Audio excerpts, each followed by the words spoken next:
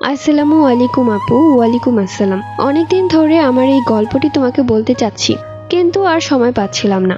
ঘটনাটি ঘটেছে আমার সাথে, আর এটি একটি সত্য ঘটনা। তুমি আমার নামটা হাইড রেখো। আমি যখন ক্লাস 5-এ পড়তাম, তখন আমার একটা বেস্ট ফ্রেন্ড ছিল, এবং কি আমি তার সাথে কলেজ পর্যন্ত পড়াশোনা করে এসেছি। কলেজে ওঠার পর আমার জীবনের নতুন অধ্যায় শুরু হলো।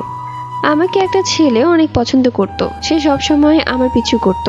আমার বেস্ট ফ্রেন্ড ভাবতো তাকে ছেলেটি পিছু করত। আমিও তাই ভাবতাম, কেননা আমার বেস্ট ফ্রেন্ড আমার থেকে একটু ফর্সা এবং সুন্দর। আমাদের মনে খুব কৌতূহল হলো যে ছেলেটি কার পিছু করে। হঠাৎ আমার বেস্ট ফ্রেন্ড তাকে জিজ্ঞেস করলো যে আপনি কার পিছু করেন। ছেলেটি তখন বলল যে আমাকে পিছু করে। তখন আমার বেস্ট ফ্রেন্ড মনে মনে অনেক কষ্ট পেল, কিন্তু মুখে হাসি রাখলো। আর আমি ছেলেটিকে পছন্দ করতাম না। ছেলেটি এভাবে আমার পিছু করতে করতে আমার বেস্ট ফ্রেন্ডের কাছে থেকে আমার নাম্বার নিল।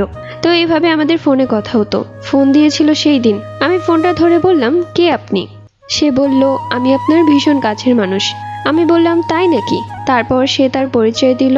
আমিও তার সাথে ভালোভাবে কথা বললাম। এভাবে আমাদের কথা চলতে লাগলো। আস্তে আস্তে আমিও ছেলেটিকে পছন্দ করতে শুরু করলাম। আমার বেস্ট ফ্রেন্ড আমাকে হিংসা করত, কিন্তু কখনো মুখ ফুটে বলতো না।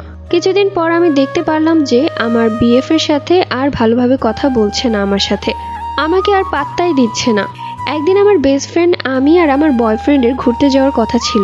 সেই দিনের আগের দিন রাতে আমি দুজনকে ফোন দেই। ওরা দুজনেই বলে তাদের একটা কাজ আছে, ঘুরতে যাওয়া হবে না। তো আমিও ভাবলাম তাহলে এবার আর ঘুরতে যাওয়া হলো না। পরের দিন আমি আমার ভাইয়ের সাথে রেস্টুরেন্টে গিয়েছিলাম। গিয়ে দেখি আমার বেস্ট ফ্রেন্ড আর আমার বয়ফ্রেন্ড দুজন একসাথে কফি খাচ্ছে আর অনেকটা কাছাকাছি বসেছে। তখন আমি তাদের কাছে যাই আর বলি, তোমাদের না কাজ আছে? তোমরা এখানে কি করো? এমনকি আমি আমার বেস্ট ফ্রেন্ডের গালে একটা থাপ্পড় দিয়েছিলাম। আমার বয়ফ্রেন্ড রেগে গিয়ে আমার গালে থাপ্পড় দিয়ে বলে, তোর এত সমস্যা কিসের? আমি ওকে পছন্দ করি, তোকে ভালোবাসি না। তখন আমি মায়া ভরা চোখে তার দিকে তাকিয়ে কান্না করে দিয়েছিলাম।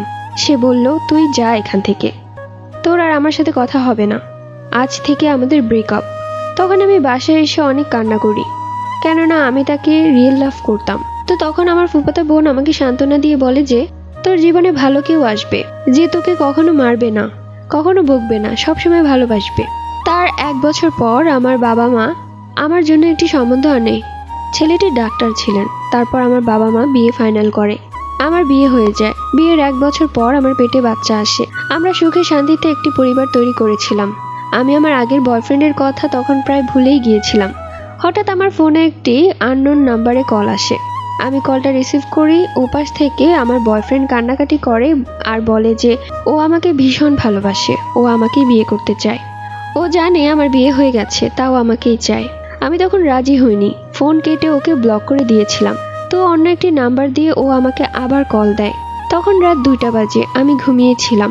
আমার হাজব্যান্ড ফোনটা ধরে, আর ওপাশ থেকে যখন আমার বয়ফ্রেন্ড বলে যে বিশ্বাস করো, আমি তোমাকে খুব ভালোবাসি, আমি তোমাকে বিয়ে করতে চাই, তুমি আমার কাছে চলে এসো।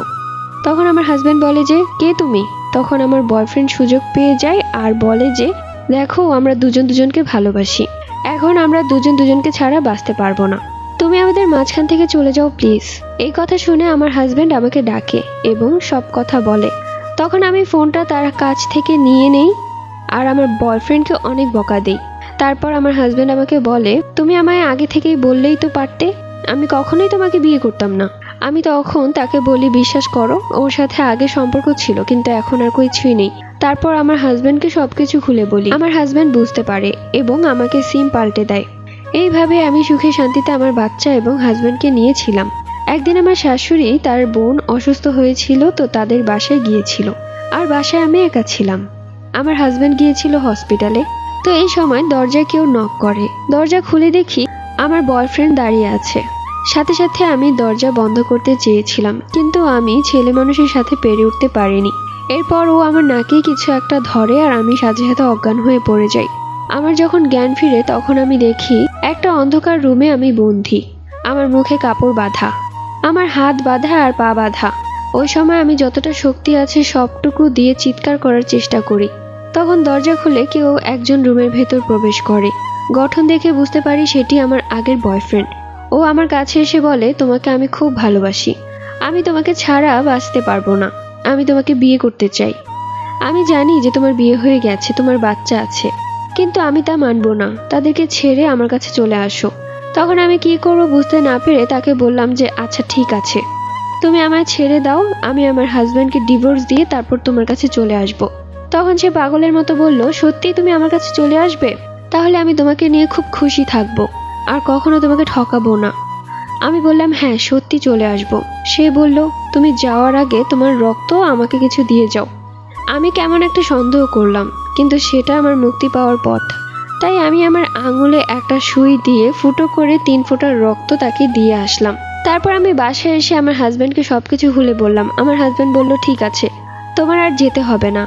তার কয়েকদিন পর আমি ছাদে গিয়ে দেখলাম আমার বয়ফ্রেন্ড দাঁড়িয়ে আছে। আমি তাকে দেখে দৌড়ে রুমে চলে যেতে চেয়েছিলাম, কিন্তু কেন যেন আমার পা আটকে গিয়েছিল আর আমার সারা শরীরে ব্যথা করছিল। মনে হচ্ছিল কেউ যেন আমার শরীরে সূচ ফুটাচ্ছে।